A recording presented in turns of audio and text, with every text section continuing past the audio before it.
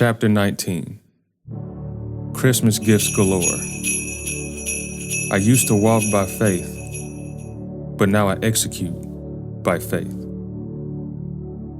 When you execute by faith, you actually walk out and get major things done. This was the moment Frank became a major gap filler for his community. Executing by faith has a higher trust level required in order to get things accomplished. When Frank understood that God was speaking to him and he was being truthful, it scared him to the point that he felt need to seek spiritual guidance once again.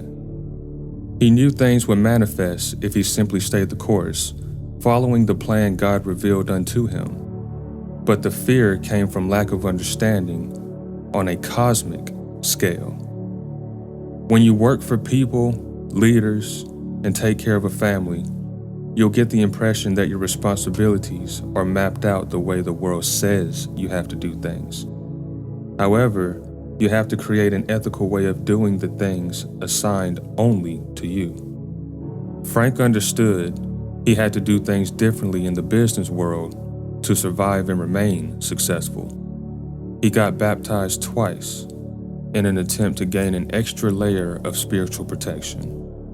He asked God to guide him in the business world when he stepped into the water for the second time, because he didn't understand how to navigate leadership.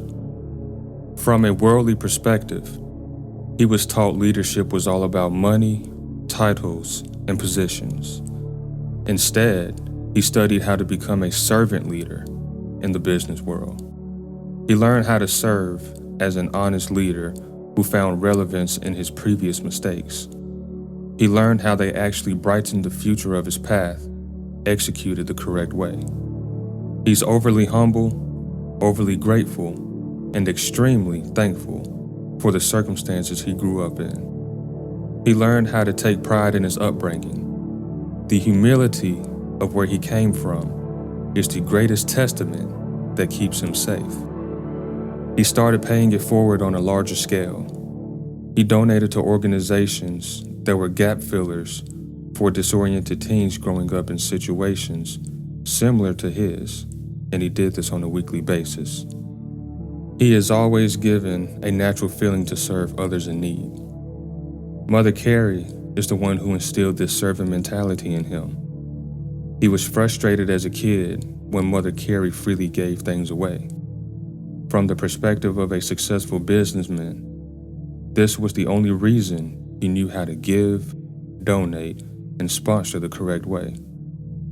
He knew he met who he was supposed to meet and did what he was supposed to do on a larger scale for his community.